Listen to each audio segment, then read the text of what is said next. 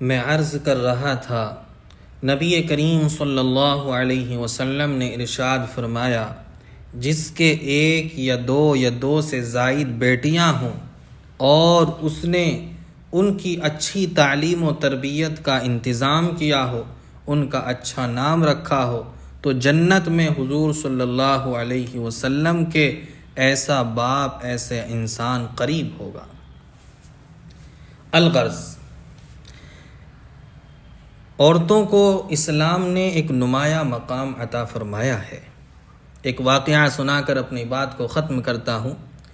ایک مرتبہ تاجدار مدینہ امام الانبیاء جناب محمد رسول اللہ صلی اللہ علیہ وسلم کے پاس آپ ایک صحابی تشریف لاتے ہیں۔ کہنے لگے، یا رسول اللہ، کفر کی حالت میں مجھ سے ایسا گناہ ہو گیا کہ مجھے چین نہیں لینے دیتا، مجھے اطمینان نہیں ملتا، مجھے سکون نہیں ملتا، ہر وقت بے چین رہتا ہوں، کھانے کے لیے لقمہ اٹھاتا ہوں تو وہی منظر سامنے گھومتا ہے، پینے کے لیے پانی پیتا ہوں وہی منظر سامنے گھومتا ہے، میں راتوں کو سونے کے لیے لیٹتا ہوں وہی منظر سامنے گھومتا ہے، 24 گھنٹے کی زندگی میں میرا وہ عمل، میرا وہ کارنامہ مجھے ہمیشہ ستاتا ہے۔ نبی نے کہا، کیا ہوا؟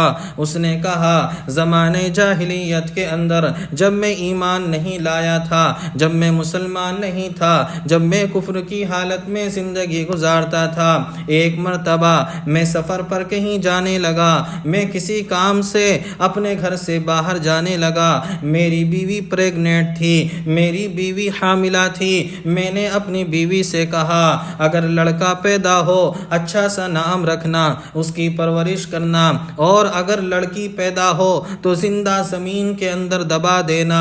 میری بیوی کے یہاں لڑکی پیدا ہوئی، لڑکی اتنی حسین و جمیل تھی، میری بیوی کا دل نہ چاہا، آخر وہ ماں تھی، ماں کا دل کیسے گوارا کر سکتا تھا اپنی نور نظر کو زندہ زمین کے اندر دبا دیا جائے؟ ماں کہاں گوارا کر سکتی تھی کہ اپنی بچی کو زندہ زمین کے اندر دبا دے؟ ماں نے چھپا کر اس کی پرورش کی، اس کی خالہ کے گھر اس کو پالا۔ اچانک شوہر ایک دن سفر سے باہر سے گھر واپس آیا، دیکھتا کیا ہے کہ اس کے آنگن میں ایک حسین و جمیل بچی کھیل رہی ہے، چھوٹی سی معصوم بچی کھیل رہی ہے، اتنی خوبصورت کہ ماں نے اس کا نام بھی جمیلہ رکھا۔ جمیلہ کے معنی آتا ہے خوبصورت کے۔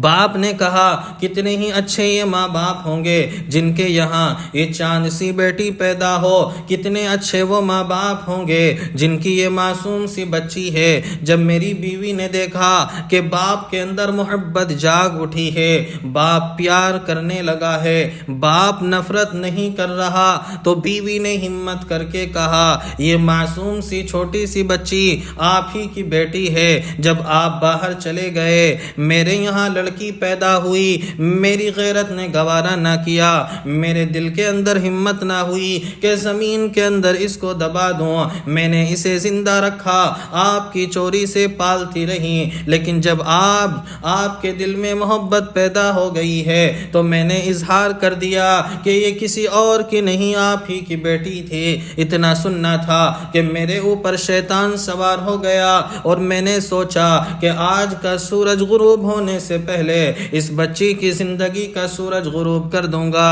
یا رسول اللہ، میرے اوپر شیطان سوار تھا، میں نے اپنی بیوی سے کہا، اس کو نہلا دو، اچھے کپڑے پہنا دو، تیار کر دو، آج میں اسے گھمانے لے کر جاتا ہوں۔ میری بیوی نے خوشی خوشی اسے نہلایا، اچھے کپڑے پہنائے اور اپنے باپ کے ساتھ یعنی میرے ساتھ چھوڑ دیا۔ میں اسے جنگل میں لے گیا، میں نے گڑھا کھودا۔ یا رسول اللہ، جب میں گڑھا کھود رہا تھا، جب میں گڑھا بنا رہا تھا، میرے کپڑوں پر مٹی آ رہی تھی، وہ معصوم سی بچی اپنے معصوم ہاتھوں سے اس مٹی کو جھاڑ رہی تھی، میرے پیشانی پر، میرے چہرے پر پسینہ آ رہا تھا، اپنے معصوم سے ہاتھوں سے وہ پسینہ صاف کر رہی تھی، میں اپنے کام میں لگا ہوا تھا، وہ اپنی توتلی زبان سے مجھ سے باتیں کر رہی تھی اور پوچھ رہی تھی، ابا یہ گڑھا آپ کیوں کھود رہے رہے ہیں۔ میں نے کہا تجھے دبانے کے لیے میں نے بالوں سے اپنی معصوم سی بچی کو پکڑا اور گڑھے کے اندر پھینک دیا۔ میری بچی نے کہا ابا جان آپ مجھے دھوکے سے لائے ہیں، آپ مجھے میری ماں سے دور کر رہے ہیں۔ ابا جان میں کبھی آپ سے کپڑا نہیں مانگوں گی، ابا جان میں کبھی آپ سے کھانا نہیں مانگوں گی، ابا جان میں کبھی آپ کو کسی کا داماد نہیں بناؤں گی، ابا جان میں کبھی اب آپ کے اوپر بوجھ نہ بنوں گی، آپ میری ماں سے مجھے دور نہ کریں، آپ دھوکے سے لے کر آئے ہیں۔ لیکن یا رسول اللہ مجھ پر شیطان سوار تھا، میں نے اس کی نہ سنی اور مٹی ڈالتا رہا۔ میری معصوم سی بچی روتی رہی، میرے سامنے ہاتھ جوڑتی رہی، ابا مجھے زندہ نہ دبائیں، لیکن میں نے اسے زندہ دبا دیا۔ اس کی چیخیں سنائی دیتی رہیں اور میں دبا کر واپس آ گیا، وہ روتی اور بلکتی رہی۔ یا رسول اللہ آج جب میں انسان بن چکا ہوں، آج میں مسلمان ہو چکا ہوں، آج میں نے کلمہ پڑھا ہے، ایمان کی دولت سے سرفراز ہو چکا ہوں، مجھے اپنا وہ گناہ یاد آتا ہے۔ ہمارے نبی کی آنکھوں سے آنسو جاری ہو گئے اور نبی نے فرمایا صحابی یاد رکھ، جب بندہ کلمہ پڑھتا ہے، جب لا الہ الا اللہ پڑھتا ہے، جب ایمان لاتا ہے، جب مسلمان ہو جاتا ہے، اللہ کفر کی حالت میں کیے ہوئے گناہوں کو معاف کر دیتے ہیں، لیکن تم میرے سامنے نہ آیا کرو۔ آج بھی مجھے اس معصوم بچی کی چیخیں سنائی دیتی ہیں۔